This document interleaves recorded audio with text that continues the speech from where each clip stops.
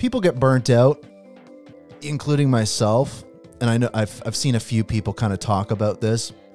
Jack actually from Kabila posted a video today that kind of touched on this in a good way. So I wanted to talk about it. Yeah, geez, we're talking about RedSwan, AI, Apple rumors. Hedera had an event in NYC. We've got a bunch of other, like, of course, we're going to talk about, like, you know, BankSocial, BonzoFinance. Let me see what else is going on here. Some big stories, too. I know that the foundation had a big announcement, kind of cross-chain related with XLR, which is interesting. Leemon did an interview recently, too, which was interesting. Archax, of course, like we're still talking about BlackRock, but not really. Like we're talking about kind of the broader story now, what it kind of means for the industry as a whole. And they put out a crazy tweet recently, which was really interesting. Whiskey investing on Hedera is happening. More kind of like quantum machine-to-machine payments and Messari's crypto report. It should be good. We're gonna start in a minute here. But right before we get started, did anyone see, like, I have to mention it because every time I see Boeing in the news, I always think about Hedera. And like recently there was like whistleblowers that were killed, and then there was a FedEx plane that not crashed, but like the landing gear went out. It was like a Boeing plane, and I was just kind of like, what is going on over at Boeing? I remember, like, for a while there was a rumor of a use case, not a rumor, but like Boeing, a purported use case for Hedera that would be kind of about supply chain. I don't know if it was directly like a carbon offset supply chain thing. I remember there was something related to like 3D modeling or something. Whatever it might be, it was involving the Hashgraph technology in the kind of production of airplanes in some form or fashion. And you know, I think about it, and if they had that data provenance of their supply chain, you know, maybe this story wouldn't have turned out the way that it did, but whatever. But Boeing having a rough time, and potentially, I don't know, who knows what they're doing. All I know is that they're at least attending governing council meetings, which is great. It is episode number 124, Hashgraph enthusiasts. Let's recharge our battery. It's Wednesday, May 8th, 2024. It's 12 o'clock Eastern, the regular old time for the Hashgraph Enthusiast show. And I guess just really quick, we'll talk about this a bit later in the show once we get through a few stories here, but I wanted to just kind of speak to, I put out a tweet yesterday that was like, big changes coming to the show. We're going to be making some big changes. And really kind of, I've talked about this quite a bit, but the show is going to be transitioning from like the Twitter Spaces is great. And I mean, the show started on Clubhouse in October 2021. Live audio has been a big part of the show. I mean, the show is a live show. It's the DNA of the show. But in the past few months, like 5 or 6 months, the show's transitioned to like a video format because a lot of people love video. So the show's made a transition to video, and it's been really good. And the show has been able to raise the funds to like get a bunch of new equipment and everything. That's amazing. And so the video stuff's great. Everybody loves the video. And the next step for the show is live video. So, episode 125, the next episode, is going to be an interesting one. We're going to give a new thing a try. I don't think the next live show will be on Twitter Spaces. I think it'll be on X Live Video and YouTube. I don't know why I still call it Twitter Spaces, X Spaces, but we'll talk about it a bit more in the show, but some big changes coming. Let's dive into it. Let's get through a few news stories, and then we're going to work our way to talk about, the big announcement from the foundation as it relates to cross-chain stuff with XLR. We're going to talk about Cask Capital, Archax, SEALSQ, Messari, all that good stuff. We got a lot to talk about. But first, we're going to get through some news items. One thing really quick, and honestly, just a quick note on what I was mentioning before is like, I honestly can't wait till everybody live can like see my computer screen and what I'm looking at, because that's half the fun of the show now. It was like the show was audio only for a long time. So just learning myself, like watching back the show and being like, oh my God, how fun would it be to have for people to be able to see kind of like my computer screen. And furthermore, it's like when guests on the show, you know, like imagine being able to have guests on video. So that's going to be cool. But anyways, Ray from Dead Pixels Ghost Club, put out an interesting post just in relation to AI and kind of Hedera and all that kind of stuff. OpenAI, it's been very interesting recently. Like I get the sense that OpenAI and Microsoft are going to part ways eventually for various reasons. But to this, OpenAI published something relating to the coalition of for content provenance and authenticity. So this is about when you're scrolling through the internet or wherever you are, you know, is the stuff I'm looking at generated by AI or not? And so these AI platforms having a shared responsibility and set standard to essentially make it clear whether something was AI generated or not, or altered in some fashion or whatever. So this goes right at the heart of so many things we've talked about on Hedera with, you know, Equity Lab, with Reuters, even, you know, Canon with Hashgraph technology embedded in certain models of their camera that are used by reporters to authenticate images to the other sides of this, which is not just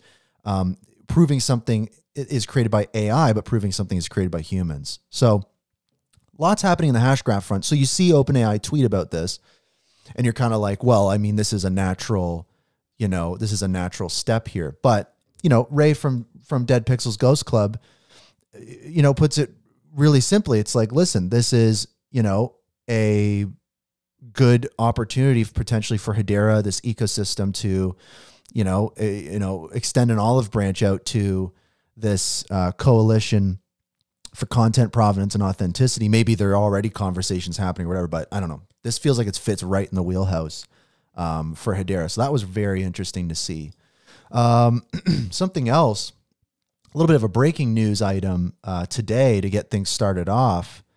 RedSwan, we've been talking about RedSwan quite a bit. RedSwan is purportedly going to be tokenizing billions of dollars of real estate assets on Hedera. They just got a FINRA membership.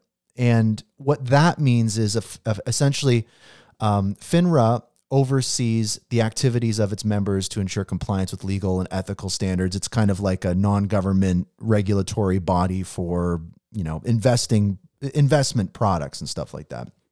So they administer exams and qualifications for individuals and members. They develop rules for the members, all these different types of things. So essentially FINRA is like a stamp of approval for firms like RedSwan that are now, you know, not just issuing traditional securities, but actually tokenizing securities such as real estate on DLTs or blockchains or hash graphs. And so I don't know how many, like, I know that DLA Piper and TOKO are fully kind of buttoned up in the UAE, and so it's very interesting. I don't know if I've seen another project kind of get a FINRA membership, so I don't know. It's definitely of note. Also of note, to be honest, I was gonna give this episode a different title. I mean, I wanted to talk a little bit about burnout in the industry and mental health and stuff like that. But basically, a lot of times when Hedera hits major milestones, I kind of title the show about that. Obviously, the big milestone this week, 50 billion transactions, which is fantastic. And I mean, there's a big note on that. Like I work at Hgraph, which is, you know, a mirror node provider for Hedera. We provide data to the Hedera ecosystem, and about 99% of those transactions are Atma.io, right? I mean, that's the you know, the big scheme of it. And a lot of what we'll say maybe FUD or something like that is, you know, I think a fair criticism maybe, but kind of not, which is like, well, you know, most of those 50 billion transactions are from like two use cases, right? AtStacks back in the day and Atma.io, right? And most of them are HCS transactions, low revenue generating transactions. But, and so that's the argument is like, well, these are all subsidized, right? Like the majority of Hedera's transactions are subsidized by the HBAR Foundation. But my rebuttal to that most of the time is, if another network could subsidize, 1,500, 2,000, 3,000 transactions per second submitted by third parties, right? Paid transactions. If they could subsidize those, we would see all these other networks at these transaction levels. So that's my rebuttal to it essentially is like, well, we can process those things. I think that it is definitely, there's a side to that coin, which is it's unfortunate that Atma remains a subsidized use case. I think that's definitely like an awkward point for a lot of the community. But when you really look at things, it has proven Hedera can work at scale, which is so important. And also too, real quick, there's a great post on the Hedera subreddit. Leemon Baird, there was that meme video. I talked about this when I had Oliver, the head of social media at Hedera, when I had him on the show for episode 90 something. He mentioned that he actually, filmed this video, edited it with Leemon. And this is basically Leemon crossing off milestones on, I guess, his office wall or whatever. But what's interesting here is, when he crossed off the 10 billion mark, that was, May 28th last year. When he crossed off the $20 billion mark, that was September last year. And now when he's crossed off the $50 billion mark, that is May this year. So effectively, and again, I know there's definitely like clarifications for the types of transactions that are submitted, but the bottom line is Hedera's done 5x in transaction volume in a year, right? Like that's literally what this is. We've gone from 10 billion transactions to 50 billion transactions in 1 year. So if you extrapolate from that and you say, well, geez, if Hedera does another 10x in transaction volume this year, May onward, is that off the table? I don't know. It's one of those things where it's like Hedera's done a 10x in transaction volume before. So we'll have to see. But, we'll have to see. Something else we'll have to see about that's like a really weird, interesting thing that has kind of picked up some steam in the Hedera community is it was regarding Apple. Now, I want to be careful how I present this because, what people are excited about right now and what people have discovered is if you go on your Apple keyboard and kind of how this works is like if you go on your Apple keyboard or your Mac keyboard, you click or you type, a letter and you hold it, it'll pull up the accented versions of those letters and you can kind of choose different types of characters. And recently, and I say recently, I think like pretty much yesterday, somebody in the Hedera community who we talk about quite a bit, Edward Chomsky, posts, anyone notice when you long press H on iOS, you get, the Hedera H? And this is true. Like if I go to reply to this, I'm just doing this real time on the video recording. If I do a lowercase h and hold, it doesn't pop up on the video recording. But anyways, you get the lowercase h, and then if you do an uppercase H and you click and hold, you get the uppercase H with the 2 bars. So that's been exciting for people. And to be honest, I didn't really notice, that Apple had any of those kind of characters in their keyboard. That I made a custom shortcut for myself to like throw in those things in my Apple devices. Did my own kind of shortcut.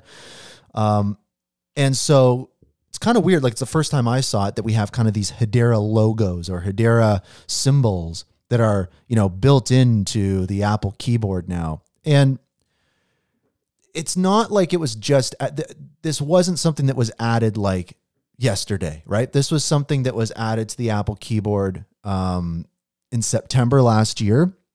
So these characters were added to the keyboard and this was iOS 17. So here's the list. There's a big list of characters that were added. So it's cool. And so I think that, you know, people go, well, you know, if Apple were to join the governing council, you know, they would want to have these characters on here or, you know, whatever. And there's kind of two sides to this. So the big news item here is, wow, we got the Hedera logos on the Apple keyboard. Amazing. So what does it actually mean? And I think everyone's kind of two minds about it.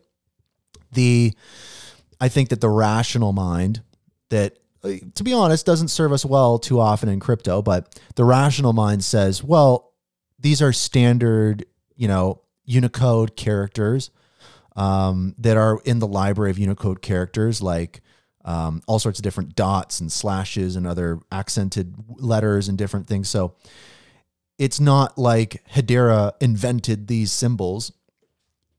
These are, you know, existing symbols in the, you know, language. So it's not like these are Hedera related symbols. These are symbols that Hedera has adopted, very similar to X, right? The X logo, you know, previously the artist formerly known as Twitter, the X logo is also a Unicode character, right? So that X that you see, you can type that with your keyboard as well. I actually set up a keyboard shortcut for myself for that, you know. So these are just standard characters. Maybe it's some kind of trend with branding these days where people are making their company logos ASCII characters or Unicode characters. Who knows? But the rational side of my brain goes, you know, these were just standard Unicode characters added to the Apple and Mac OS keyboards, you know, September last year. So that's kind of what the rational brain says. Then there's the other side of my brain that's like, and also too, another point to that is, you know, Elon Musk, we kind of meme on the fact that he tweeted out, you know, the Hedera H, and everyone loves that, but we know that that also stands for Planck's constant, which is what he was referring to. So it's easy to get very, very excited about this stuff. But again, going down that path and getting excited about it, it's kind of like, what exactly does this mean? You know, like, you start to really think, like, we've explored this idea on the show before. Is Apple aware of Hedera? Is Apple aware of Hashgraph? Has there been any communication? And, you know, we're not really clear on that. And where I kind of find my mind in the middle of this on both sides is similarly to how I think about the concept of, oh, what if X company joins the governing council, or what if Y company joins the governing council? I just kind of remind myself that if this network is really successful, if the governance model continues to expand, if this is truly a 100-year company, a 100-year DLT, most likely, you know, the governing council will cycle through the entire, you know, Fortune 100 within that time. So it's not really a question of if Apple will join the governing council. It's a question of when will Apple join the governing council, and will Apple stay in business long enough to join the governing council? So that's kind of that. And so you talk about a keyboard. I think that for me, it's, you know, the net positive is it does what it's intended to do. Apple builds in these new characters so people can communicate more efficiently. So, you know, Apple's either knowingly or unknowingly has made it easier for HBARbarians to talk to each other. That's great. Apple has, again, knowingly or unknowingly contributed to the Hedera ecosystem. And I would say for a move like that, honorary HBARbarians until proven otherwise. And it is worth noting that their app store practices may nullify that. So we'll leave that pending. We'll see what the community says. But I think if you're not excited about Apple and not kind of interested in those connections and stuff between Hedera, it's like definitely get interested about that stuff. I want to talk about Hedera's event in NYC in New York City. I don't know if anyone attended that event, but I might see some folks stop by the show a little later, so I'll bring them up to talk. But if you know anybody that, you know, went to the event in NYC that isn't tuning in, definitely have them stop by. Please take a minute now, share the show. The more the merrier. But this was pretty cool. So Hedera has a governing council meeting in New York happening, I believe Friday. So people are coming out. The gang's out. There's photos being published of, you know, Jim from Acor, Rob Allen from Australian Payments Plus. We got HBAR Joe from Earthlings. We got Captain Brando. So we got some you know, some familiar faces. Also, longtime listener of the show, Tamara shared a post just about some of her experiences, but most interestingly, some photos of folks that were there. So, of course, we got Manson Leemon there. We've got the BankSocial team. We've got some panels. You can see Brady there from BonzoFinance, X Worlds. We've also got Hedera folks there. So definitely like a bit of a vibe in New York. And it, you know, it feels like it's kind of just getting started, because the governing council meeting is, you know, happening in a couple days. So I think that there's more to come. I'm going to definitely continue looking into it. The new Swirlds CEO, Eric Persini, also shared on LinkedIn some images. So yeah, it's pretty clear, you know, the whole gang is out in New York right now. And it's just the beginning. So I'm looking forward to speaking to some folks, from Hedera, New York. And even if we don't have some folks stop by, today, definitely, next week, I want to see if I can get some people on the show. But to be honest, the next week's episode is going to be kind of wacky. I'll share a bit why, but it's going to be a bit wacky next week.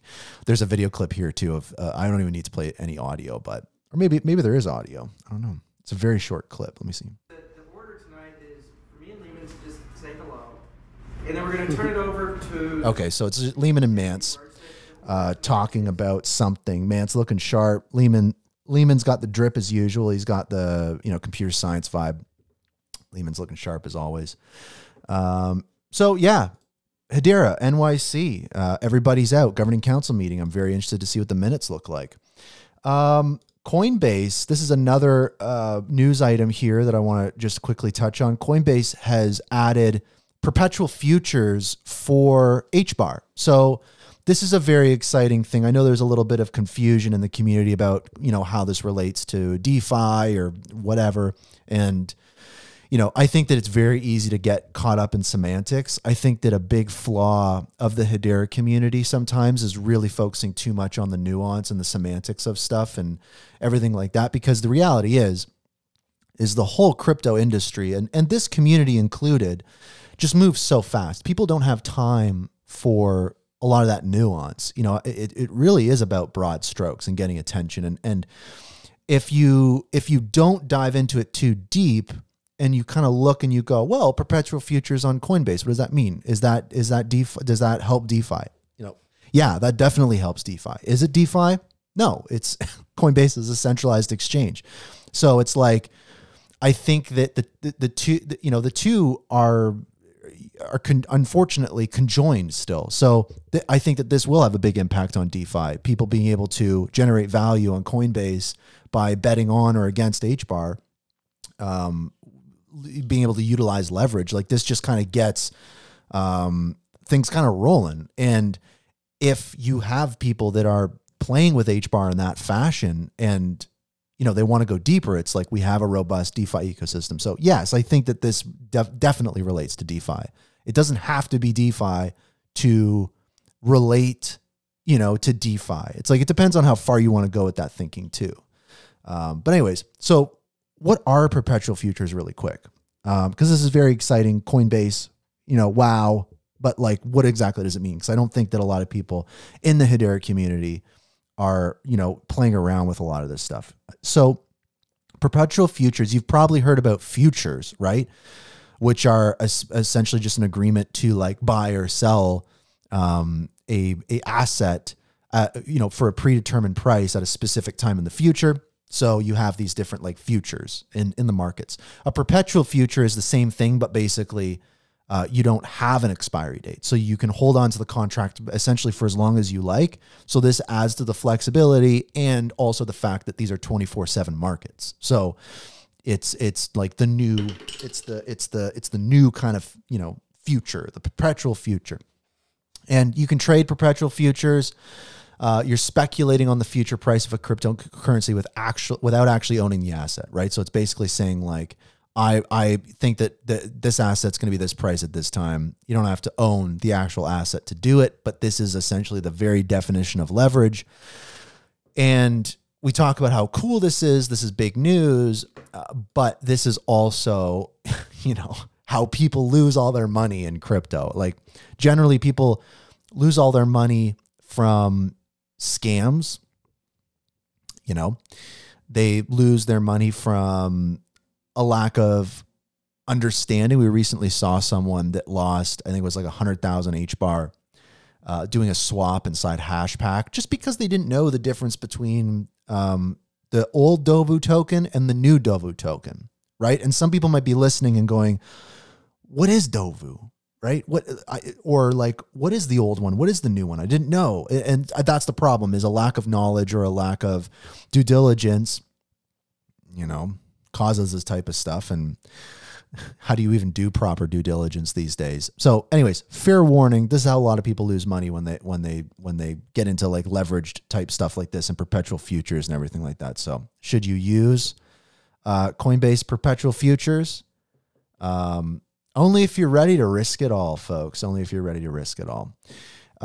Real quick too, we've got let's flip back to the DeFi aspects of the ecosystem. BonzoFinance, we had Brady and Garang on the show recently, did a big long interview with them. Go listen to that. It's on YouTube and all sorts of different things. But their testnet is live, up and running. They mentioned that was a goal for them for May. So similar to the Saucer Swap launch, you can go onto BonzoFinance and play around, use the product. You can go to their Discord. There's like a faucet. You can get HBAR-X, I think sauce. There's I think 4 or 5 tokens you can get on the testnet. Go in and start doing borrowing and lending and just kind of see how it feels. It's similar to when Saucer Swap launched and you could just use the testnet DEX. I think that was really powerful and important for the Hedera community from like an education standpoint. And so I'm just on the testnet dashboard here now. And yeah, they got some pools here and you can connect your wallet and you can start playing around with some stuff. And yeah, BonzoFinance testnet live. And I know that we've got a few other borrowing and lending protocols, projects coming online soon. So Bonzo's one of the first, but you know, I think that they're definitely leading in certain regards to kind of the education component of stuff, especially having a testnet environment. So that's really, really cool. If any of the other platforms have testnet environments, I'd be really interested to take a look at those as well. Saucer Swap published a big development update. Basically, I'm not going to go big into it. I just wanted to bring people's attention to it. Saucer Swap has a lot on their roadmap that they're going to be doing. And I think that there's going to be some substantial news and updates from Saucer Swap in the near future. And so it's kind of cool to see this stuff in action, right? So a bunch of different updates. Most notably, they're looking ahead to some other different, you know, updates to the platform. And again, this is developer focused. So if you're a developer in the DeFi ecosystem on Hedera, check that out. Lots of interesting insights there. There was a Forbes article published as well that was kind of interesting that people were sharing that highlighted BankSocial in the form of a quote by John Wingate, who I've also had on the show recently. I think I had him stop by the show recently. I can't remember. But anyways, BankSocial and Metallicus are banking on blockchain in 2024. So this is basically an article highlighting a few different platforms on different networks that are, you know, betting on banking. And John Wingate has a quote in here, and it says, "Our end goal is not to create the largest credit union ever invented with the DeFi Federal Credit Union, but rather to create a template where credit unions can easily participate in the Web3 ecosystem." So I think that was like, you know, a good differentiator for BankSocial's initiatives. And it's funny because like it kind of shows how look at this I just got a pop up on this website. It's like 12 stocks to buy now with like a picture of Warren Buffett. What a nightmare. But anyways, it's like we're sharing this Forbes article, and this just kind of shows how wacky the press is, especially in the crypto space, which is like, you got the Forbes article, but last week we were literally like, you know, burning Forbes because they published an article that was titled, you know, good for nothing blockchains. And to be fair, you know, Hedera wasn't included, which was, you know, maybe a win, you know, but the thing is like, you know, it's so true that a lot of these, you know, press outlets publish sometimes so much conflicting different things. One day there's, you know, an article that's speaking favorably about blockchains and different stuff like that. And there's also an article that, you know, literally, like, I think that drove down the price of crypto as a whole when that was published. So very interesting observation. Also, an update from Dovu.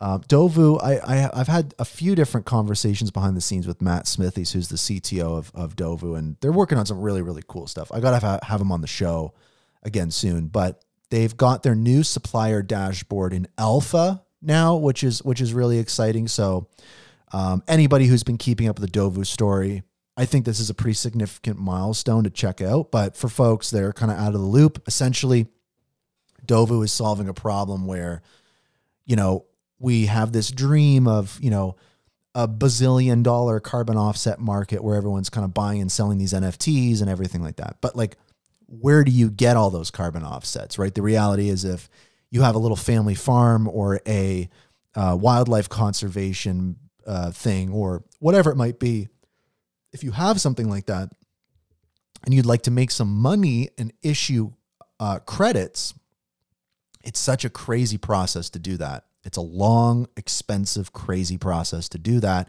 which contributes to the lack of supply, right? We've heard Microsoft say that there isn't enough quality carbon offset credits in the world to offset their carbon output. So that's really wild. So Dovu essentially is leveraging AI and Hedera to make it super easy for those people to issue those carbon credits. So contributing to kind of like solving the supply issue. So that's really, really great. So shout out to Dovu. I think that is a contender for a major milestone in that project.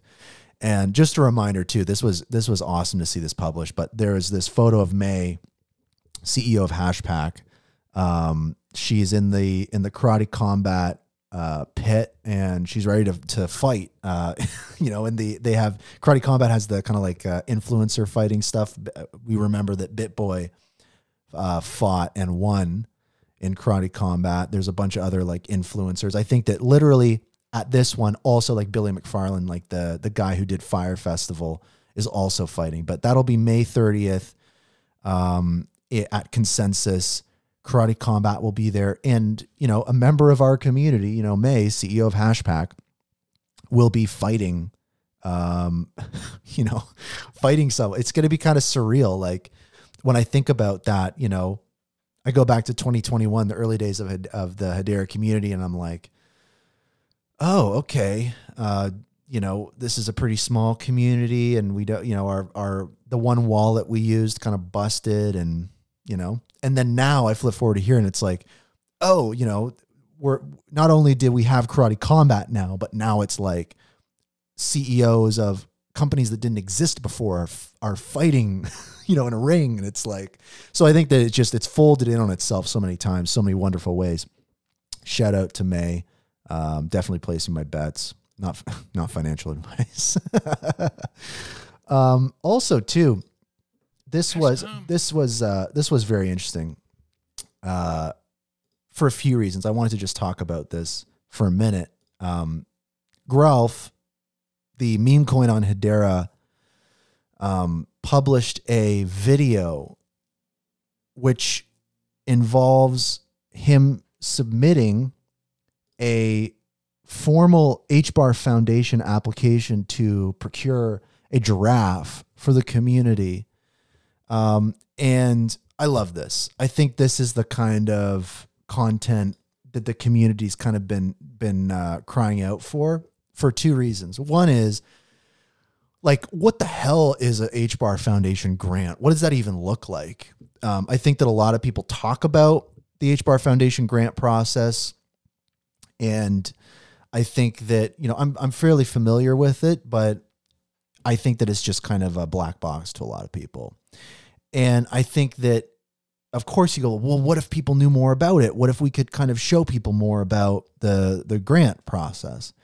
And, you know, what, like, no one's going to watch that. It's just boring. So this is actually cool for two reasons. Like, one is it, you know, it pokes a little fun at the foundation in a fun way that I think is healthy. And, you know, I think this is a very productive, positive way to goof a little bit. It's fun, right? It's respectful. It's fun, but also too, this is educating people on that process, right? It's important for people to kind of see what this process is. Cause I think that, it's always, you know, it's tough to see like a grant get given and it fail, or someone that should get a grant and not get it. But like, it's even sadder to think that there's people out there that are building stuff on Hedera that like literally don't even know about this or don't even know about the foundation. Like, it was kind of surprising when I was in Denver at Ethereum Denver, and I had people coming up to me at the Hedera booth, and they were like, oh, I'm building this on Hedera, or, oh, I'm building that on Hedera. Oh, I'm building this on Hedera. And they tell me they've been building on Hedera for months and months and months and all that kind of stuff. And none of them had any idea about the foundation. And I was just kind of like, geez, like, you seem like an excellent candidate for this. Like, you're not, you know, you're someone fresh coming in with knowledge and stuff. So this kind of stuff is great. It's good to see Grelf out there doing it. And to be honest, you know, here, let's just listen in on this real quick, just for a second. This way. The Hedera community has been through a lot. I think that's an understatement, Grelf. But here he is typing, and he's putting in a proposal and a grant proposal for a Giraffe. And I don't know, to be honest, like, if we really break down the semantics on that, I don't know what the benefit to the community will be exactly. I'm excited because if we do get a Giraffe, not only is there potential for us to name it, right? You name a Giraffe. I want to throw my hat in for maybe like, you know, maybe like Longy McLongneck or something or whatever, but there's all sorts of different things we can do. And also too, I think most importantly is a Giraffe, I think, accomplishes a few key things. One is there's a bit of a void that's been created.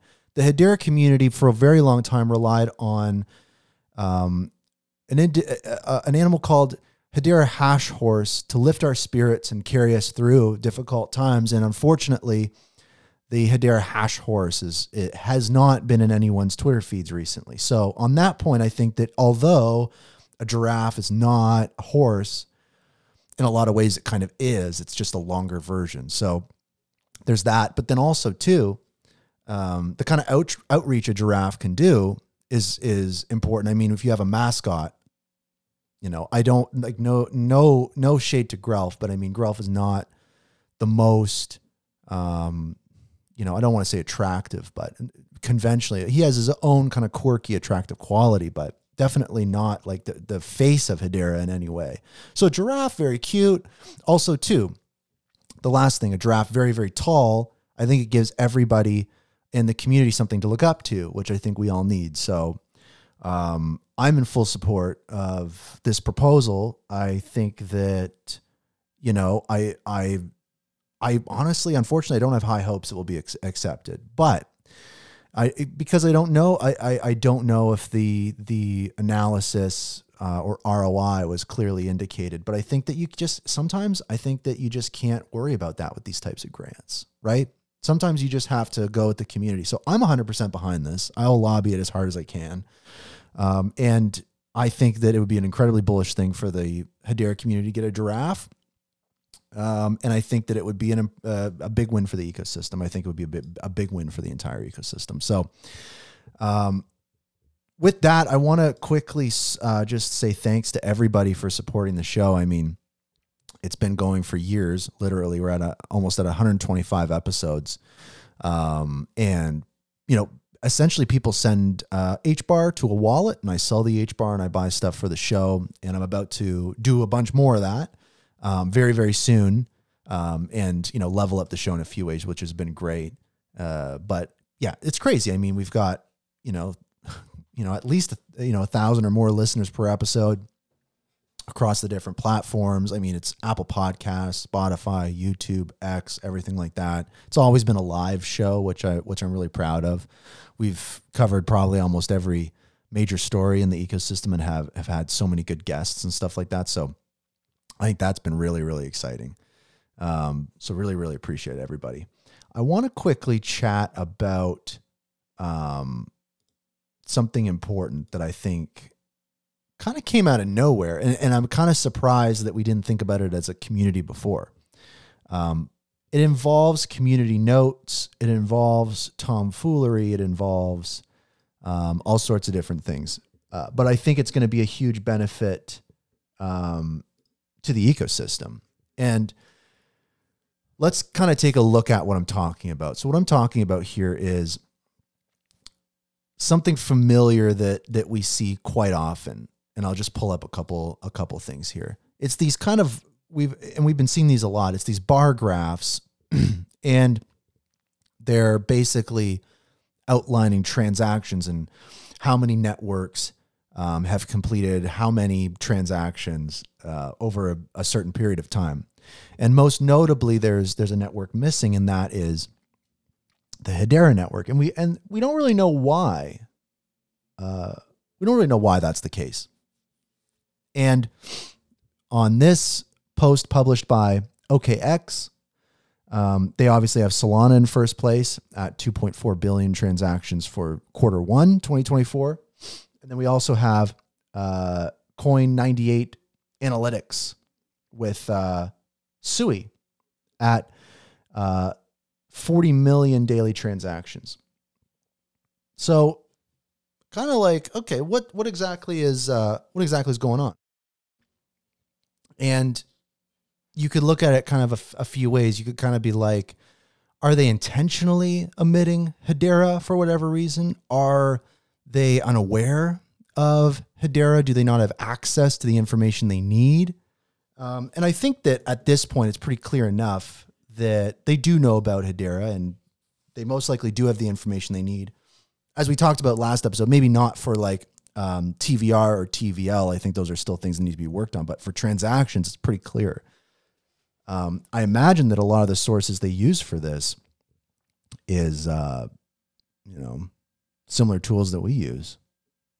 So what's the deal? And what do we do about it? So what we've been doing in the past and up until now is stuff like this, right? We look at this tweet and I guarantee you, right? We've got right away, listening to the show right now, Tata, shout out to you. First tweet that I see is correcting the graph with adding Hedera, right? Also on the OKX post. There's a tweet from me that says you missed HBAR. A lot of other people saying that too. So what's that actually about? What does that actually mean? Well, what it means is obviously the Hedera community is on top of it. We're, trying to correct stuff, but it's not working. It's kind of not working because it's not visible, causes arguments, whatever it might be. But then we had a little bit of a light bulb moment because on this post, there was a community note. And I went, so Algorand's missing from this list. And they're another network that's great. And they're doing a lot of transactions. So why aren't they on here? Community note. Q1 for Algorand would be 406 million transactions, which would put the chain third on the list. You can find information here and a link to a source. And this is just visible on the post itself. And pulling back a little bit, the community notes feature on X I found to be like pretty good. I think that the people in the community notes community, on X, they do a pretty good job. It's kind of like Wikipedia vibes. It's like community crowdsourced information kind of stuff. I think that they have probably like a 90% accuracy. I think there's probably some bad community notes, but I think it's a good system. The community notes system on X is really good, I would say. And so I look at that and I think the community went, oh, Why can't we do a community note for Hedera? Because that would be, I think, a lot more effective than, you know, just replying with comments or you know, just like screaming about HBAR, or me posting my Leemon dancing video for the, you know, 100th time. You know, like what are we actually correcting? You know? And so, because the other thing too to remember is the algorithm, if we're leaving those comments, that's great. But most of the people interacting with them are just other HBARbarians, and most likely people looking at that post aren't even seeing those replies. So what good does it do? You know, it's fun, but not really. So how do we do community notes? How do we get that information up there? And so basically what you have to do is you have to just, you know, go to Google or whatever and just, you know, sign up for community notes. There's an actual process where it checks if your account meets certain criteria, and then you can be a part of community notes. And what you do is then you have to go to all the different community notes that you see and rate them as helpful. And eventually you'll be given the ability to leave community notes. And so what I'd say as a call to action for the Hedera community is, let's all get on community notes. Let's all focus on the crypto space and correcting information and rating, just like rating existing notes for any blockchain, right? Like, I think that everyone in the Hedera community should go right away and rate this community note for Algorand, because it's true. That's our job, right? If you get, it seems to me, if you're in the, you know, Hedera or the crypto community, it's like we kind of all have to stick together in some way. I mean, the HBAR Foundation's on the DREC Alliance with Swirlds Labs and Leemon. So I think that the first step is really kind of moving the needle forward in community notes. It'll give you the ability to then leave your own, and then we got to get organized and stay on top of this stuff. And when we are able to leave a community note, let's all kind of rate it together. And so here's a great example is Distilled Ledger, who is a, you know, a kind of a legend in the community. I think a lot of people know him. He listens to this show quite often. He shared a post that outlined a community note that he had left. And see kind of what this is about here. It says, this is a community note that's not shown on X yet. And this is his community note, right? It's the same as the Algorand one. It's leaving some sources, the official Hedera Twitter account, Metrica, and right, there's the sign up button right there to join community notes. And I've rated this as helpful, but you go in and rate it as helpful. And I guess if it gets enough ratings, it'll become visible to everyone on X. So community notes, I think, are going to be a huge aspect of the Hedera ecosystem going forward, because I think it's the most effective way for us to correct misinformation and really get those key pieces of info out there. So I would encourage anyone, check out community notes, sign up for it. And I think that a next step, once we have people in our community that are able to leave community notes, we should probably have a way to spread that around. I'd recommend maybe if you have a community Discord for your project, your Hedera project, or you know, a DM group or whatever, maybe just put a flag out there and say, hey, you know, we're going to create a channel, or we're going to do something where we can share, you know, some of these community notes that need attention. And similar to what we do with, you know, raids in the community, it's like, hey, new community note for Hedera. Let's go in and let's boost it. Keeping in mind that within reason, because I don't know how the algorithm works. I don't know if that activity could be flagged as gaming the system or what have you. So, yeah, I think that's a move. I think that's something we got to do as a community. And I think that the notes feature on X is going to be very, very important. I want to also give a quick mention too, just kind of moving on here, is the HBAR Bull did a really, really, really great impromptu spaces with Chris O. And as we know, like, I don't want to talk about the BlackRock stuff too much today or anything like that. But basically, this guy right here, Chris O, was somebody who put out the original tweet that put the original kind of FUD on the Hedera ecosystem surrounding the BlackRock announcement. That was the tweet that was referenced by Coinbase and Cointelegraph that did the whole thing, blah, blah, blah. We've talked about it forever. The HBAR Bull put a post out last week or the week before, I believe, saying, hey, Chris O has agreed to do a Spaces conversation to talk this all out and figure out what's going on, because obviously Chris is very much not about Hedera, and I thought that'd be great. And then he backed out. So I think that there was a lot of interest around that, very salacious. And then last week, randomly, I think it literally was maybe Thursday or Friday, I saw that Chris and the HBAR Bull were on a Spaces together called Cardano. And I was like, oh, okay.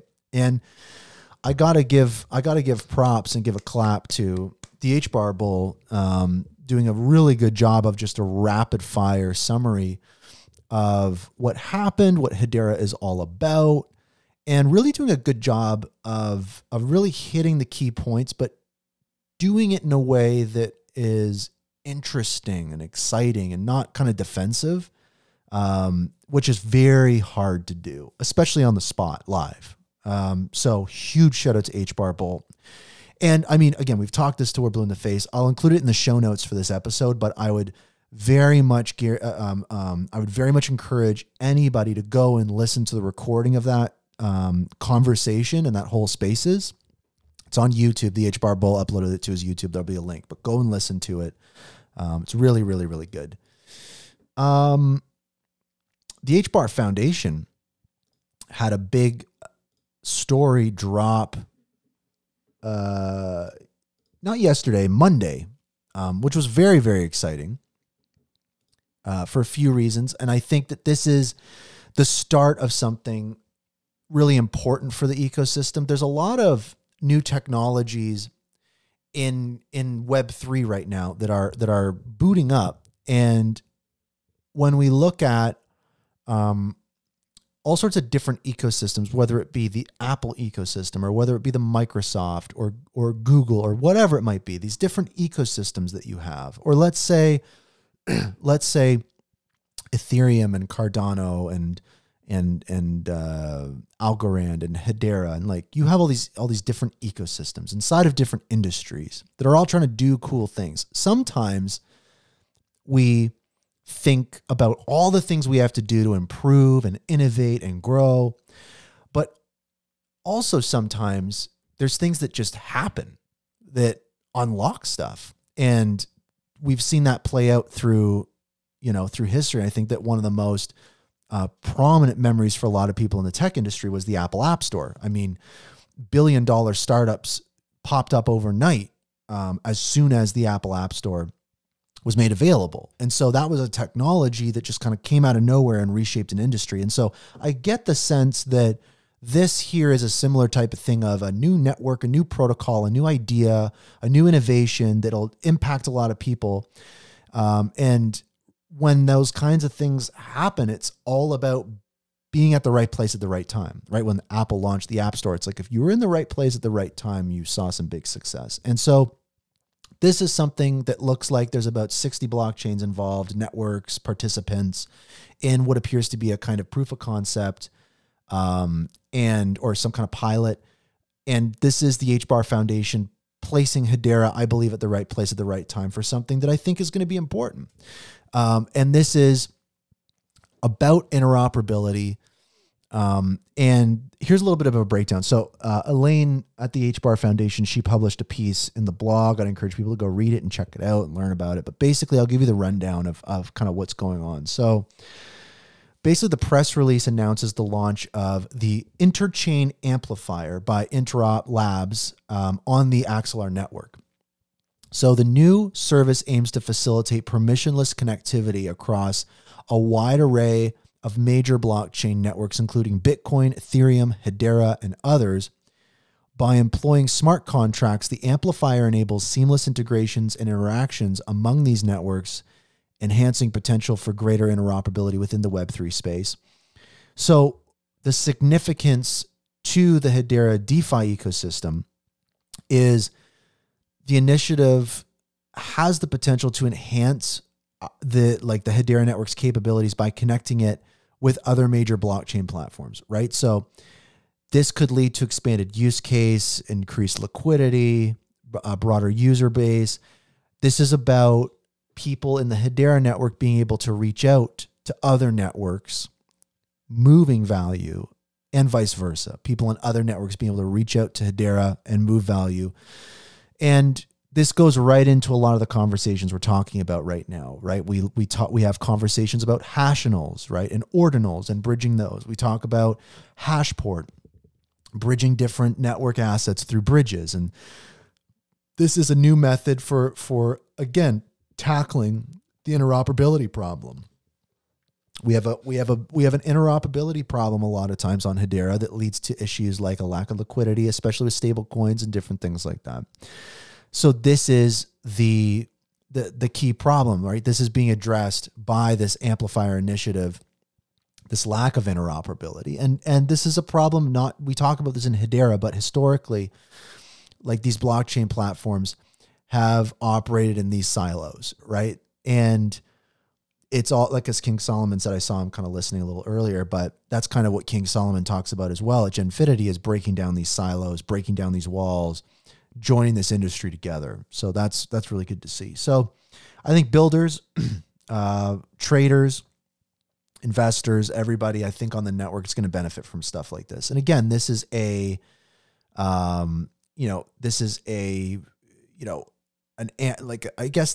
is kind of like the very beginning of something. This isn't like the launch of a final product, right? This is something in the works where Hedera is at the table. And the website's kind of groovy, right? Like here's the Axelar website, and we're scrolling down. We got a bunch of networks, and we got real world asset stuff. We got infrastructure. We got wallets. We got a bunch of different stuff. So this is an infrastructure company, an interoperability company. It's good to have Hedera in the mix. Shout out to the foundation. It's going to be interesting to see how this one plays out, but I think it's going to be an important one. Obviously, I want to take a bit of a breather here, and I want to play a video clip that I thought was really, really cool. This is an interview that Leemon did in kind of an open source context. So I love seeing Leemon do interviews that aren't at like blockchain events or a Hedera event or something like that, where the crowd is Web3 people. This is this is an open source, event. And I'm trying to find which actually event this was. This is at the OSS Seattle 2024. And I think that I love seeing Leemon talk in these types of interviews to like more non-Web3 people, because the questions they ask and the answers that Leemon gives is really, really cool to kind of see some of those broad topics be touched on by Leemon as the inventor of Hashgraph. So I want to just quickly go to the clip. Let's take a look. Let's take a listen. Leemon Baird in his element talking about open source stuff, but an interesting question that's not necessarily open source related. Are there instances in blockchains where people try to falsify the ledger? I mean, you hear about this in books and the financial books of corporations or whatever it might be. Oh, it's terrible. It is terrible. So it's the Wild West in this industry right now. And the real problem is when people are not using decentralized ledgers to do things. Like you may have heard of FTX. They were an exchange, they stole lots of money, and the reason they were able to do it... news a little bit lately, yeah. Yeah, right. So SBF is in the news. Yeah. But the reason they were able to do it is because they were not decentralized. They were not storing all that information on the ledger. They were off being a traditional scam that's centralized, and then they embezzled. If they had been doing everything on the ledger, it would have been physically impossible for them to embezzle. Could see it, yeah. And that's what you need. You need to use ledgers then to make it physically impossible to do these kinds of scams. Very good. Well, tell us about... And that is, I think, like a really important point. And Leemon's brought it up a few times, especially with kind of like the FTX fiasco. But Leemon said that, and I think a few people have brought this up, where it's like so many of the epic failures and crimes and scams and all these other things that have happened in the crypto industry over the last few years, whether it be exchanges going down or FTX going down or any of these things, the one thing that all of these, again, like crimes and scams and failed companies and all these things that these companies in the crypto space have in common is that they're not using crypto. I think that's the really weird thing. I didn't read a ton of stories in the press over the last few years about major failures and stuff with DeFi or different things like that. The worst was a lot of, now as we're seeing, the SEC coming after, Uniswap or whatever, but it was definitely 90% of it was, as Leemon said, it was just people not using the technology. And so that speaks to, I think, a part of why Hedera gets knocked a little bit. And I think that that's the struggle with this industry is a lot of money is made by hidden fees, right? A lot of value is created by inefficiencies. A lot of companies and entire industries are dependent on the existence of inefficiencies and loopholes and problems. And so when you have a technology that fixes all of that, it's like great, but also not great for a lot of people, right? I mean, it's very similar to, the movie making business and home video, right? A lot of people in the movie making business and major TV studios and stuff saw home video and they went, this is death. Like, this is the end of our industry. This is horrible. And then you had companies like Disney that went, well, actually, we're going to make a crap ton of money by selling a bunch of home videos. So, and saying like, this is actually the future of the industry. So we're seeing that play out naturally, where it's like some people see this as a benefit and get ahead of the curve, and some people have like a more fear-based type of mindset. So what Leemon speaks to is kind of to that, of like, turns out that it's really hard to slow down the train of innovation and new technology. And if you have a fear-based mentality around it, unfortunately, you might get burned. And especially if you're doing scams and stuff in this industry. So that's very interesting. Good interview by Leemon. I'd encourage people to go check out that whole interview. The link will be in the show notes again, of course. One also interesting thing that came up that that hasn't really been on my radar, but is very interesting because it ties a few different stories together. This itself isn't like super exciting, but all of these different things we've been talking about, this is what brings it together. So I saw these posts, they're not getting like a huge amount of engagement. They only have 152 followers. They're just getting started, but it's this Cask Capital project, and they allow people to invest in whiskey, right? And I was kind of like, okay, like what's this about? Whiskey investing. And an interesting thing about investing in stuff like whiskey is it offers a unique benefit related to tax handling, particularly in some jurisdictions. So where whiskey is held in bond, stored in a warehouse under customs control, it's not subject to certain taxes while it matures. So this can make whiskey like a really interesting investment, deferring tax liabilities, and there has been good returns on these types of investments over time. It's these different classes of investments that are in a little more of a gray area, right? You look at art, wine, collectibles, these different types of things. These are very kind of analogous to traditional NFTs as we've seen them, like Bored Ape Yacht Club and different things like that. It's these, you kind of go like, what's the utility, right? It's a barrel of whiskey that costs, maybe like 30 grand or something. Like, what's that actually about?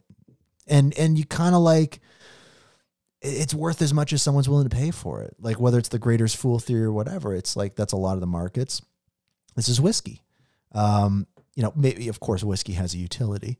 But when we look at this, it's like, okay, so my interest is piqued because they're building on Hedera, real world assets, whiskey. Okay. So the synapses are starting to fire off here. And so I look at the website. They're talking about the type of asset this is, the type of yield it has, the product. They have a tokenized marketplace, and I'm reading and I go, oh, I see some people I realize. I see TOKO. I see DLA Piper. Okay, interesting. They're doing something. Very cool. They're doing some stuff. And then I see another breadcrumb in their tweet, Materium, right? And I'm like, oh, there's Materium. And so Materium is something we talked about on the show a couple episodes ago, where we mentioned that Scott Thiel from DLA Piper had left TOKO. He was still sitting on the Hedera governing board, but he had left, right? So what was he doing? So he started up Materium, which is physical and digital tokenized collectibles and investments that is, I guess, under the umbrella of TOKO and DLA Piper and stuff. So this is it feels like an evolution, right? Like I thought initially like something broke apart or Scott Thiel was pulling back or what have you. By the way, one of my big regrets was I was at ETH Denver and Scott Thiel was actually at the Hedera booth. I had an opportunity to speak with him, but like there was a bunch of people coming up to the booth. I was stuck in conversation. So it would have been cool to actually speak with Scott Thiel and be like, what are you working on? But the reality is what it turned out is actually just progression. And it makes sense. If you have an initiative at a company like DLA Piper that needs to get more focused and have its own entity, you create TOKO. And when you have an initiative inside of TOKO that's doing really well, you need to give it its own branding and focus. So you have Materium. So Scott Thiel's at Materium, and obviously they're working on Cask Capital. And this is a very interesting one to watch. I mean, you don't have to be interested in whiskey. You don't have to be interested in this type of investing to be interested in what's happening here. This is the convergence of Materium, DLA Piper, TOKO, Hedera. This is it. This is the first foray into it. And the glue that's, I think, kind of holding it together a little bit is the Hashgraph Association. That's the big news, is the Hashgraph Association coming in, providing some extra juice to get things started. And, this is real world assets, right? When we talk about real world assets, we've been talking about tokenized money market funds. We've been talking about real estate. We've been talking about tokenizing securities and all that kind of stuff. But also barrels of whiskey stored, in customs control or whatever. And it's very captivating. It's very interesting. It's a real world asset. So I'm expecting more of this stuff. It's very interesting. Archax put out honestly like a wild tweet that I was really interested to see, and it kind of goes off the back of a video that was shared. So a little bit of background. So Archax was the company that tokenized the BlackRock money market fund on Hedera, and they're going to be tokenizing a bunch of other stuff. They mentioned that they've been actually working on this infrastructure for 6 years. They're just putting product to market now, right? In the form of the Aberdeen money market fund, the BlackRock fund. So Archax is a great example of one of these, like, be patient, this stuff takes a long time. Like Archax is a great example of going from nothing 6 years ago to now 6 years later, tokenizing money market funds, dozens of billions of dollars worth of money market funds on the Hedera Hashgraph. Very, very compelling stuff. It's proof in the pudding that yes, these things do take time, but they do happen. And the whole vision about this stuff is one thing that, and this was on the HBAR Bull show in an interview that he did with the Archax CEO, is Archax said, one of the promises of this is imagine being able to take your money market fund from, let's say, BlackRock or Aberdeen or whatever, take that into the DeFi world and borrow against it. Like imagine taking, an Aberdeen money market fund. Sorry for the sniffling. I've got allergy season started here in Ottawa. We've got like pollen everywhere on our front porch and everything. So I'm struggling a little bit, but that's the promise, is being able to take, this money market fund that you hold and being able to go somewhere like, maybe BonzoFinance or whatever place accepts that kind of collateral. And it's pretty clear that money market funds function in the tokenized world kind of as a stable coin earning yield. It's kind of what it's like. So you think about it and you go like, well, yeah, like I could take these money market funds now and borrow against it to get more, Bitcoin or something. Coinbase perpetual HBAR futures. Who knows? But here's kind of what they're speaking to on this. The CEO of Montes Digital, which is a subsidiary of Archax, spoke to like the big picture here. Like, what's the actual size of this market going to be? How much of this stuff is going to be tokenized? Can we unpack this a little bit here? So let's listen in and kind of see exactly what we're talking about. What is the size of this market going to be? At the size of the marketplace, because we've got a single digital chain of ownership now that we're looking at, from issuer all the way through to investor. Everything that's out there in capital markets today can be tokenized. And then you can add on top of that real estate, you can add on top illiquid securities, SMEs and so on. So we've estimated $1,400 trillion of assets. Reality is it's more than we currently do. That's what truly matters to us. When we look at where the demand is coming from and the changes, we see that Citi came out a couple of months ago saying there's an 80-fold increase in tokenization in the next 6 years. Northern Trust HSBC said 5 to 10% of all assets be tokenized. That's about 19.5 trillion. BCG came up with a 16 trillion. Whatever it is, it's a big number. So we look then behind that and say, at the size of the marketplace. Yeah, so that's really the thing here is people are like, well, what is it? What is it? And it's a big number. And so I was kind of listening to what he was saying, and I was kind of like, ooh, okay, so that's very interesting. And so Will from Dead Pixels Ghost Club, I mean, shout out to the Dead Pixels Ghost Club guys. Like they've turned into like the breaking news people. But yeah, Will says that's a big number. And the CEO of Archax responds, and what I think is one of the most wild posts that I've read in a long time. It is, he says, and continuing on, he says, quote, the TradFi asset number is that large, ... but the proliferation of digital securities, tokenized assets, the proliferation of digital securities / tokenized assets means the future number is even bigger. Think of all the value creation occurring in the metaverse, which just didn't exist in the past. And so the part of that tweet that's really cool is, of course, wow, bazillion, quadrillion, bagillion dollar market tokenized, great. What was really interesting, though, is the fact that he used the word metaverse.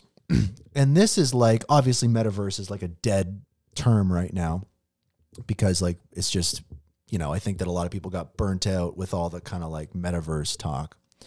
But here it's very interesting because something I talked about on the show, over a year ago when the metaverse stuff was kind of kicking off, was I was trying to figure out, well, like, what is the definition of a metaverse? Like, what is that? And as far as I could come up with is, of course, a metaverse is a VR headset environment, Apple Vision Pro thing. Like you're in a metaverse, right? But I also think that a metaverse is also potentially a stock market, right?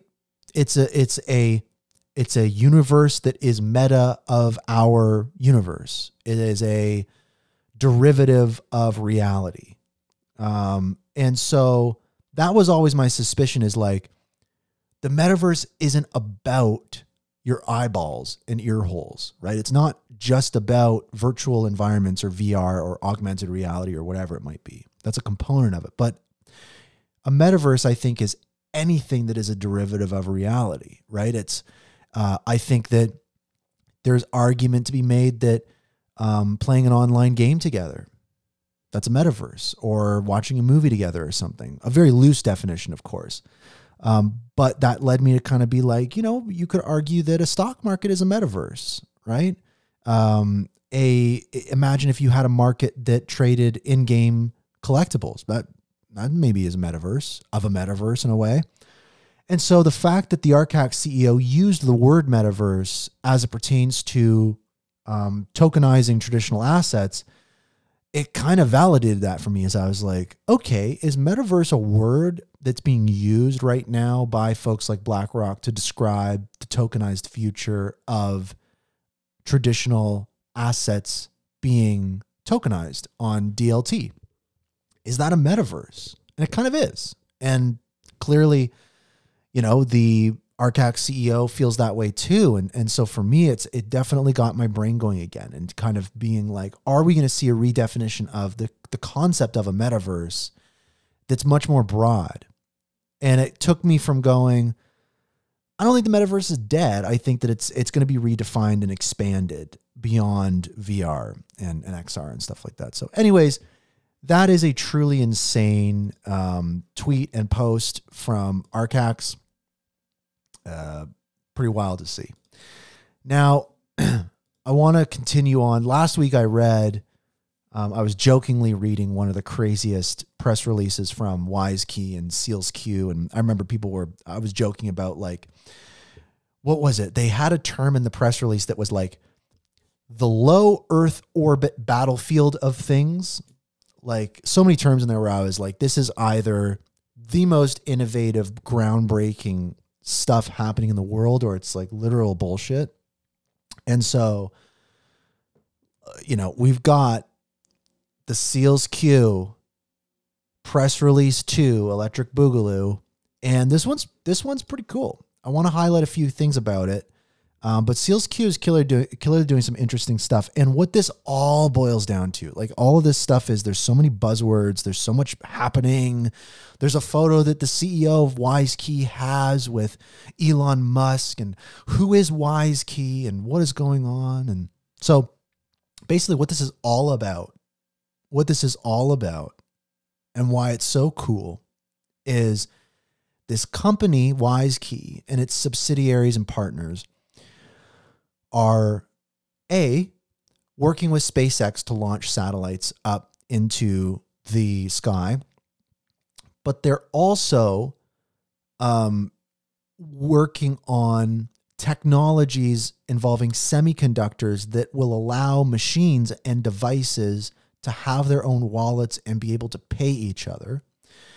And so those are the two key nuggets here that I think work together really well, which is like, ooh, satellites, SpaceX, crypto, right? Ooh, you know, like there's a lot that's very interesting stuff. And it's very cool that this is happening on Hedera. The Hashgraph Association is a big piece of it. And this is a very cool, exciting thing. And I think that there's a few people that agree not enough focus is being put on this because it's so wacky, right? Because it feels so kind of like weird. And let's break this down a little bit. It's a big old press release here, and there's a couple things. So basically what this press release is about that was published yesterday is it's a partnership between the Hashgraph Association and SEALSQ. They are launching SealCoin, a digital asset on the Hedera network designed to enable autonomous data and currency exchanges between internet-connected devices, streamlining machine-to-machine transactions. So, right? That's pretty big, and we'll talk about what it kind of means, but the initiative is tackling the challenges of enabling secure, seamless exchanges of data and value between devices without human intervention. And the people that are going to benefit from this, obviously, are people using internet-connected devices, maybe smart home manufacturers, maybe supply chains, all sorts of different stuff. Obviously, space. WiseKey has said that they've done proof of concepts where they'll have satellites in low Earth orbit doing crypto payments amongst each other. Very cool stuff. So this is the key news here. Is this announcement highlights the upcoming release of SealCoin, right? There is a token. It is a significant proof of concept in July, and its official launch and listing on digital asset exchanges is in Q4 2024. So there will be a token for this in Q4 2024, a token on Hedera. So obviously there's still a lot to unpack with this that we're going to be unpacking throughout the year on this story. And there's all sorts of different examples of how it can be used. But I wanted to give a quick highlight on maybe stepping back from the satellite SpaceX Elon Musk stuff and maybe going like, well, regular life, what does this look like in regular life? Well, let's give a couple examples. So for energy optimization, I guess maybe you've got like a thermostat, understanding the weather forecast and household patterns, right? Nest thermostats kind of do this. Adjusting the heating and cooling to maximize comfort while minimizing energy usage. And you've got solar panels that sell excess energy generated during peak sunlight hours to neighbors on the grid using SEALcoin for transactions. So right there, pretty crazy. Houses and homes paying each other autonomously for energy. So the whole neighborhood and community all balances out. Very interesting. And that's kind of thermostats, solar panel infrastructure, home devices, all kind of connected and doing these different types of things. Very interesting. Also, maybe you have, smart sensors that are in-home appliances that detect like maybe malfunctions or breakdowns, maybe refrigerators nearing the end of its coolant capacity. So you have a system that automatically contacts a service provider and schedules a maintenance appointment. Maybe payment for the service is automatically handled by SEALcoin. The transaction is made, by the repair person by the fridge, like the fridge makes a payment for its own repair. It's kind of wild. Maybe there's, security. There's all sorts of different things you could think of that are just like literally day-to-day life. We also talk about autonomous vehicles paying each other for all sorts of different things. So it's very interesting to see this kind of use case play out, but it's difficult because the scope of it's so big, right? The conversation's so big and so difficult to quantify and understand and make connections. So I think it's going to be something that we're going to be talking about for quite a bit, but that is what's new with SEALScoin. Read the whole press release if you dare. Messari, flipping gears here real quick, Messari published their most recent kind of report breakdown on the Hedera network for quarter 1, 2024. Few key insights. The active addresses grew 154%, so account growth. The TVL for DeFi grew 87%, and the volume on decentralized exchanges grew 408%, obviously largely contributed by SaucerSwap. And SaucerSwap, it's got the GIF. Also, Elaine highlighted a couple key points from this. Let me go into Elaine's profile here. She's in a Spaces right now. What does she share? Yeah, she said that daily active addresses are at an all-time high, which is up 154%. And daily active smart contract volume is up 37%. So Messari crypto report, a lot of good news. I definitely go and read it, check it out. And yeah, I mean, this is a very, I think an important time in the Hedera ecosystem. It feels like a lot of stuff's waking up. And it feels like we've talked about this on the show a bit, like we're turning a new chapter. Things are kind of getting a lot better, but I think that it kind of raises the discussion that I've been seeing quite a bit, and also myself in my personal life, is recharging the batteries. And I have just one more thing to talk about this and one more thing before we wrap up the show. So I really appreciate everyone listening. Like we got Tata listening, we got Ham Slice, we got HBAR Shrimpson, we got Crypto Mats, we got Zolk, we got a lot of cool people listening. So appreciate all you folks tuning in. But when we talk about recharging the batteries, I think that I have a few different thoughts on this. And I think that personally for myself, it's been definitely like a few really difficult years. And I think it has been for a lot of people. And not because, Hedera is down or HBAR is down in price or whatever. I think it's more so this is a really hard industry to be in. And when I say industry, I mean the technology industry. Lots of layoffs, lots of change. You know, AI has been rocked. Computer science degrees are, you know, people are being told they're worthless now, and hiring's down, and people are getting laid off. And it's a really, really crazy time. And I think that when I look back at December 2020 or January 2020, when I bought my first HBAR, after I had seen the Leemon Harvard talk and kind of got into it, I think that like a lot of people, you kind of go, there's no turning back now. You kind of discover something where you go, not only did I rediscover the crypto industry and rediscover the tech industry in a way, but also looking at all this new stuff, Hedera, Hashgraph, all this incredible technology, and it just sucks you in. And you really can't see yourself doing anything else. There is no plan B. And I made the decision pretty decisively that this is what I wanted to do full time. And what that takes is like, you know, especially in a bear market, all these different things like struggling to pay rent for years, you know, keep food on the table, and always kind of looking in the peripheral and kind of being like, what if I just, you know, stepped out of the Hedera ecosystem and got a regular 9-to-5 or whatever? It would alleviate so much pressure. It would solve so many problems. What if I put my efforts elsewhere? And I think that a lot of people took that route. And I think a lot of respect to those people. I mean, there's so many great developers, artists, creators, founders in the Hedera ecosystem that kind of disappeared over the last couple of years because they had to pay their rent. They had to put food on the table.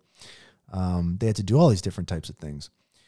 And so that's really hard. And I think that a lot of the people that are still around, you know, I'm not a wealthy guy. You know, I think that it's been a tough stretch over the last few years. And so for me, reflecting on all that, you know, and looking back,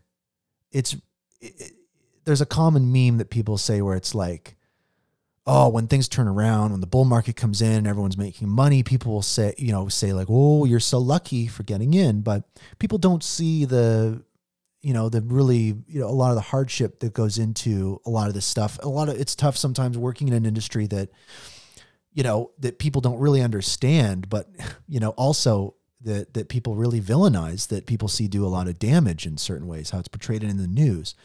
So I think the last few years, you know, I've definitely, you know, in a broader sense, you know, I felt alone in a lot of ways, definitely felt drained, burnt out, you know, or uninspired, stressed, having all sorts of issues from that stress, maybe health related or whatever.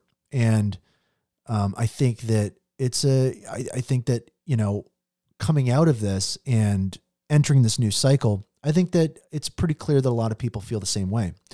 A lot of people are taking a step back. I think that Jack from Kabila, I watched his video this morning, and, you know, I think that his video resonated with me quite a bit. He does these morning walk and talks that are great. You know, he goes for a morning walk and he speaks to the community on kind of not necessarily crypto related stuff, but just kind of the more human side of things, which I think is great. But he said something that it turned into feeling like he had to do one of those videos for the morning walk. Like it's an item on the checklist that you have to check off. And that's a problem. And he's like, I don't want to be in that space. And I think that people are burnt out. I think that people are, you know, struggling in a lot of ways.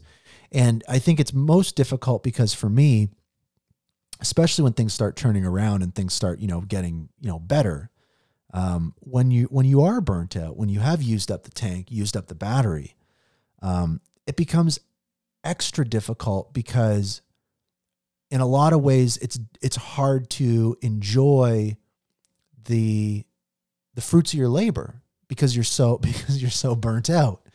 You know, and I think that, but you know, for years, you know, operating, you know, 4 or 5 working groups in the Hedera community, and, you know, having, you know, dozens of high profile people depend on you for that.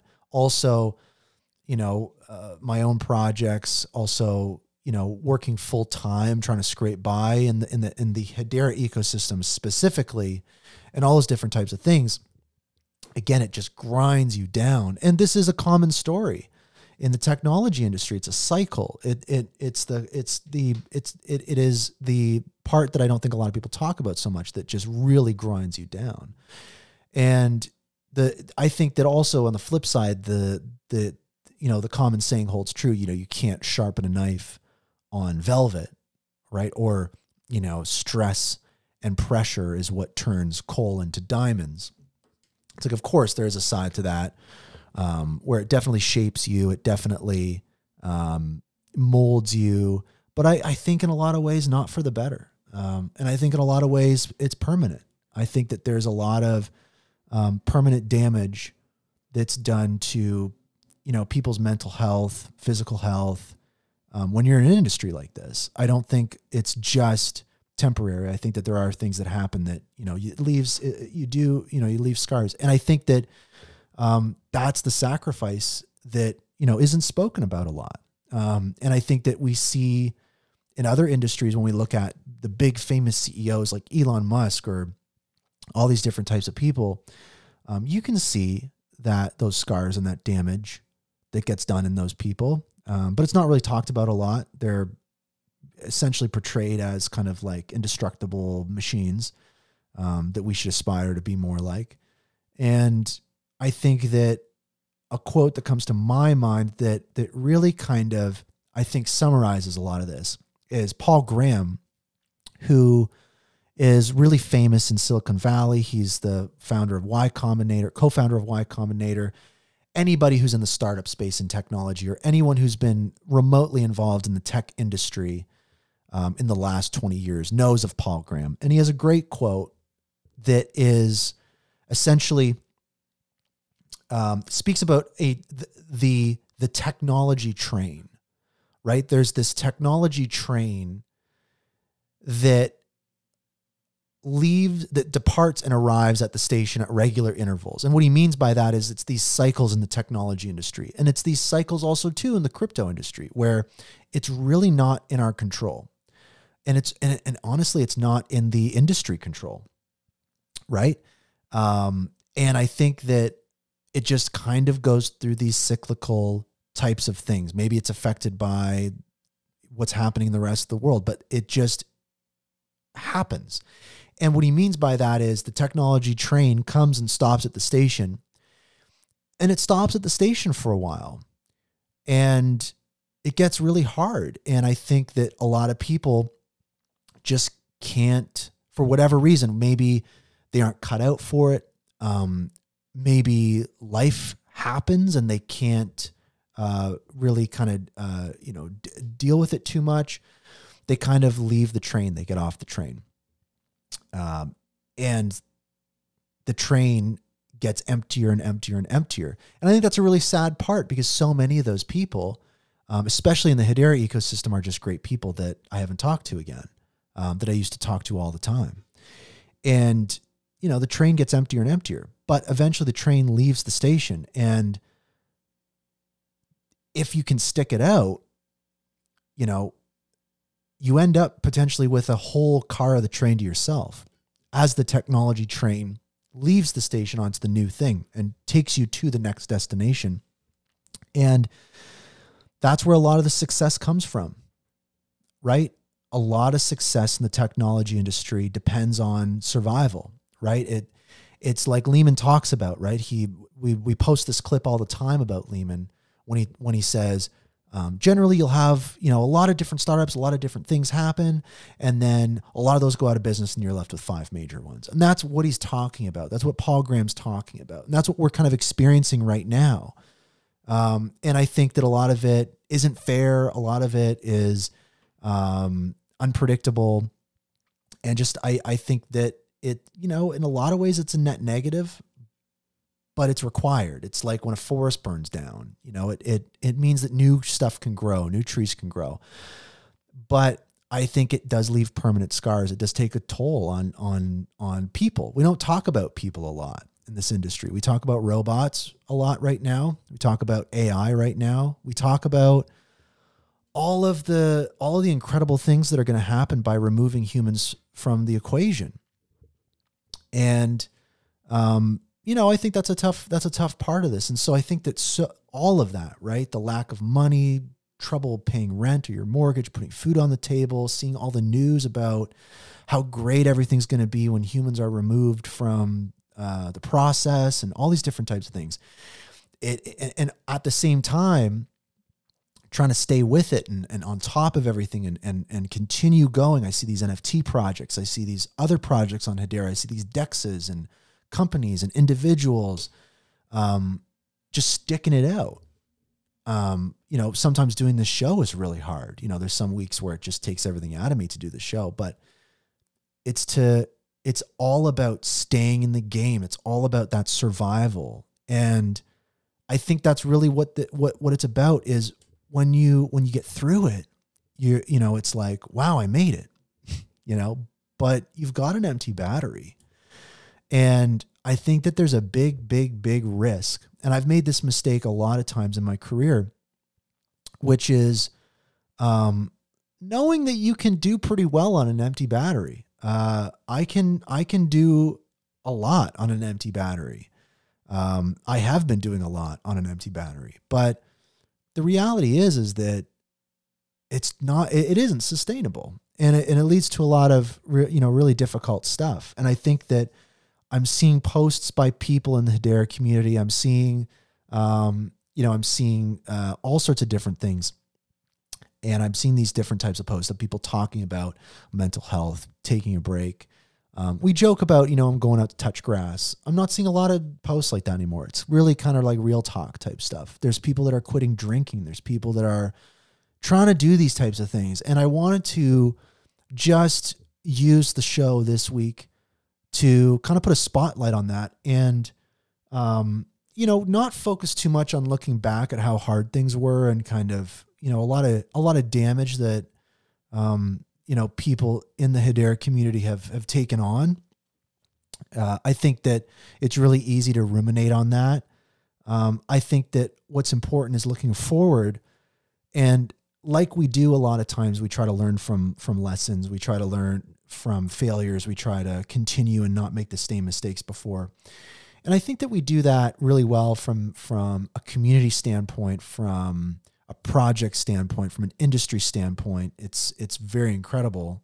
But from a human standpoint, from a personal standpoint, in an industry that's less human than ever and trying to become less human as quickly as possible, it can be really easy to kind of forget, that you're a human. And I think that that can be a really difficult thing.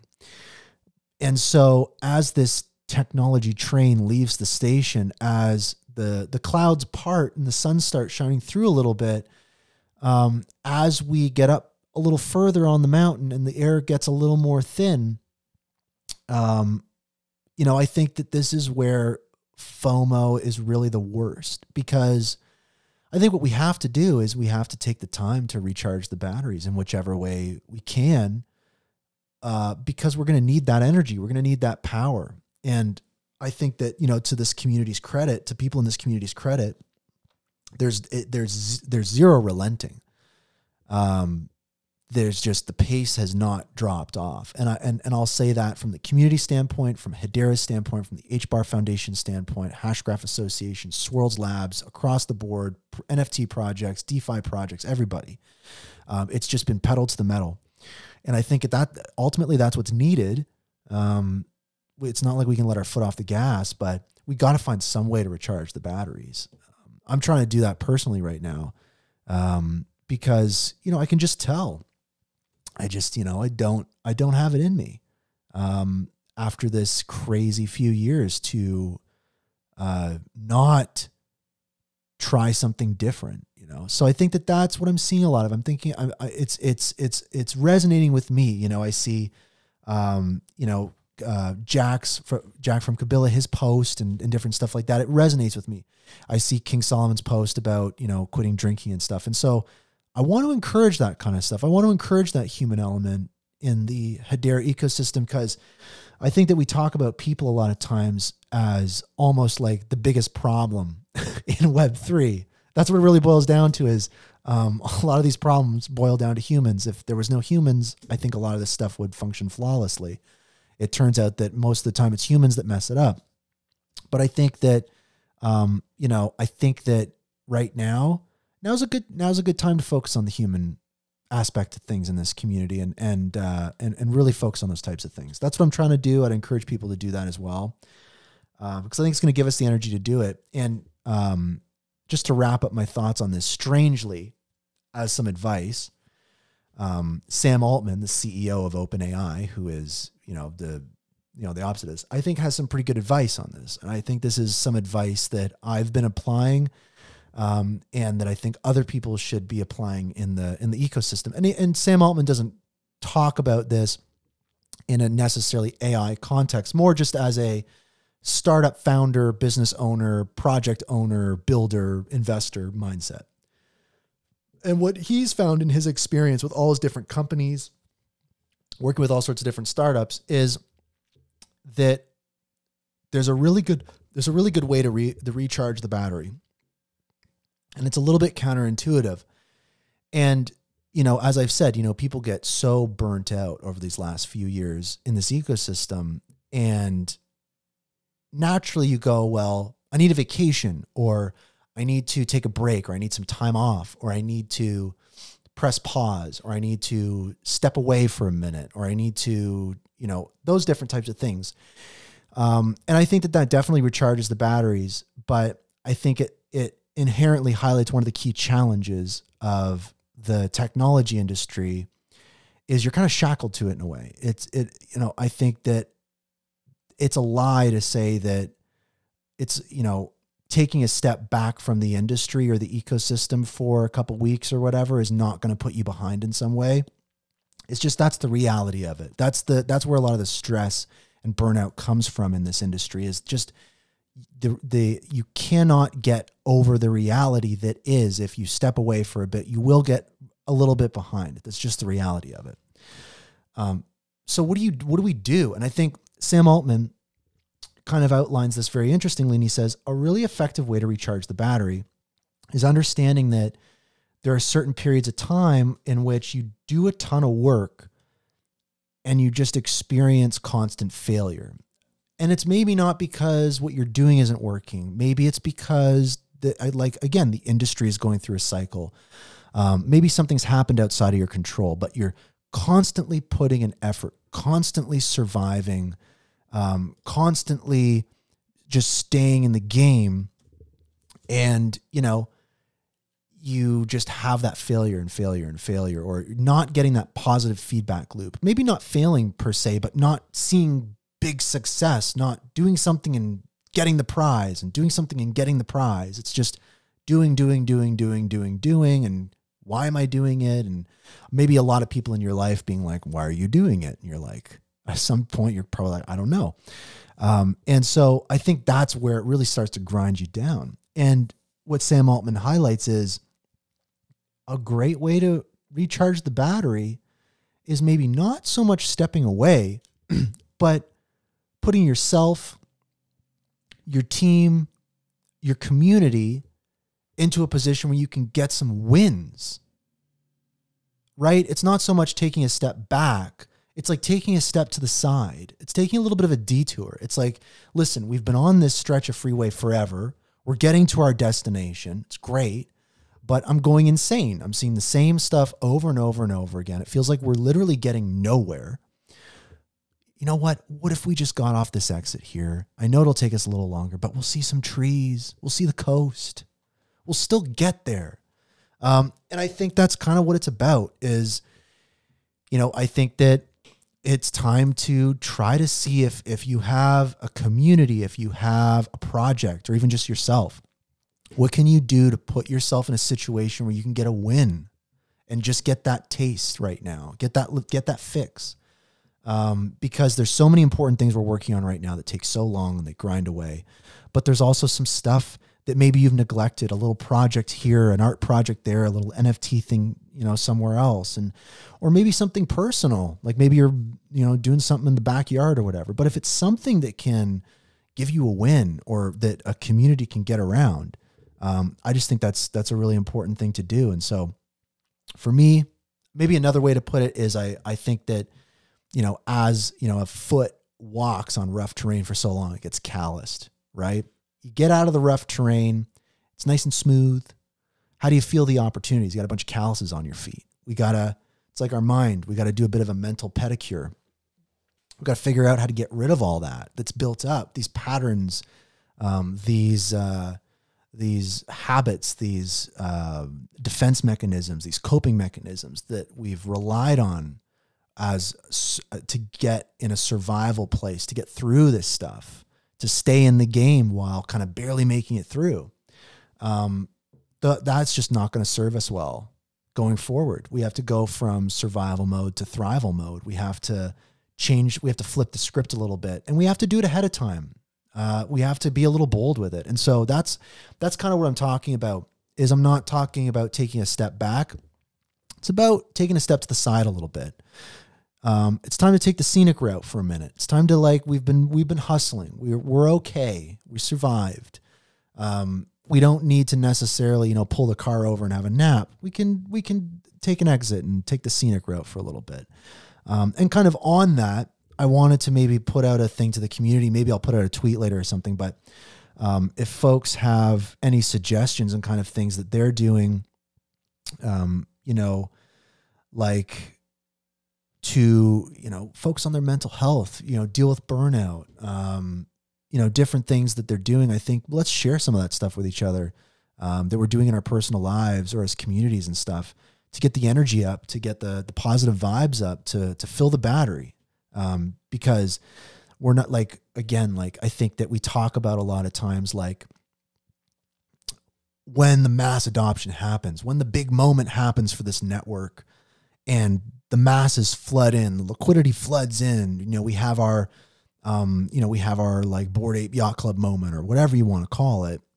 It's like, we always talk about, well, is the network going to be ready? Like, you know, are protocols going to be ready? Is DeFi going to be built out? All these different types of things.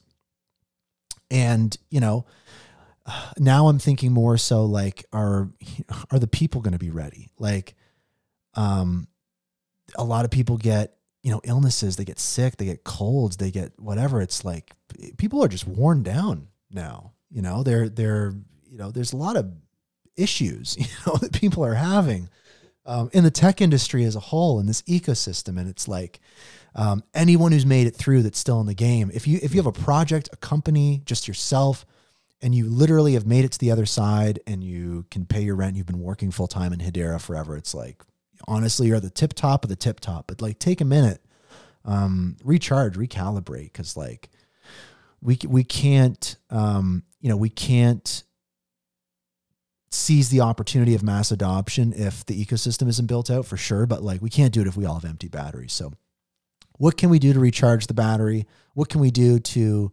enhance, our own position just as humans in this industry that is less human day by day? That's what I'll say on that. Let's recharge the batteries.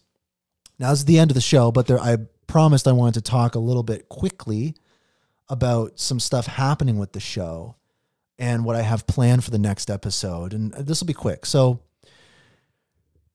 basically, for episode 125, which is slated for next Wednesday at the regular time, and, you know, just want to be clear, show's not stopping. It's the same time as usual. And this is actually exciting news. This is the show growing. And this is kind of what I'm talking about, is like, you're faced with decisions of like, oh, you know, do I slow it down? But this show honestly fills my battery. You know, even if it does take effort and time, doing the show fills my battery up because people enjoy it. I get feedback. It brings value. It helps people.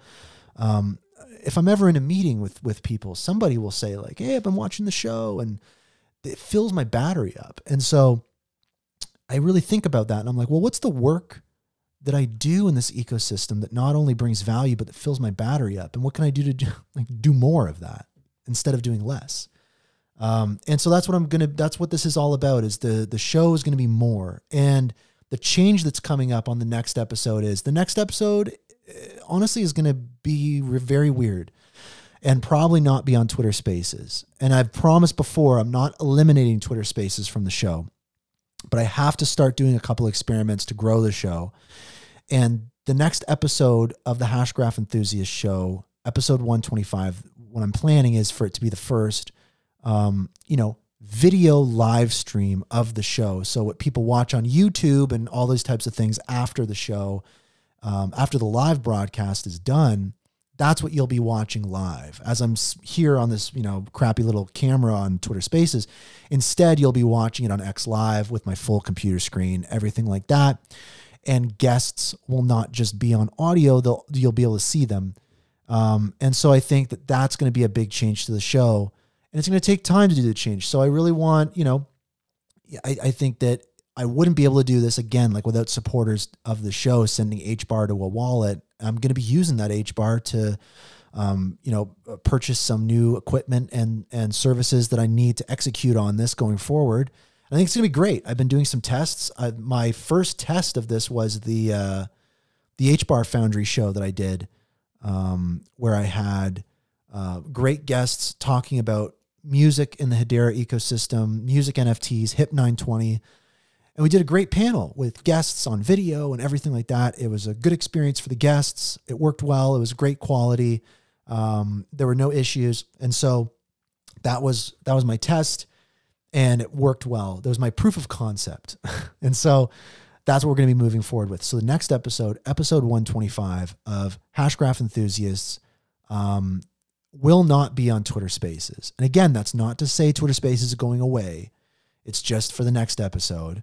And why the next episode is going to be a little wacky is I'm just basically going to have the theme of the show be anybody call in.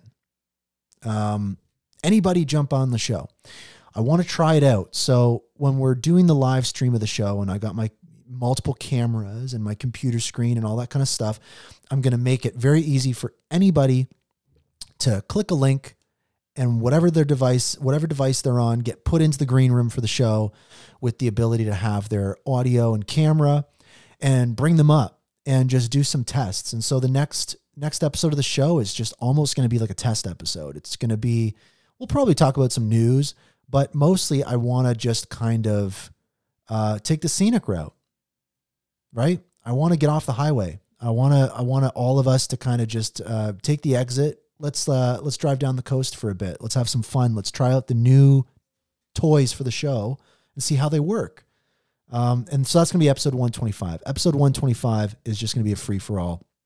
If anybody who wants to can jump on and chat about Hedera, HBAR, all the stuff happening and the show, or whatever we want to do. I want to try out some stuff. And that's what the next episode's going to be. And again, not to say that Twitter Spaces is going away, but next episode, live YouTube, live X video, maybe live LinkedIn. I don't know. Also too, isn't it weird that like, it feels like the real alpha for the Hedera ecosystem is on LinkedIn? What's that about?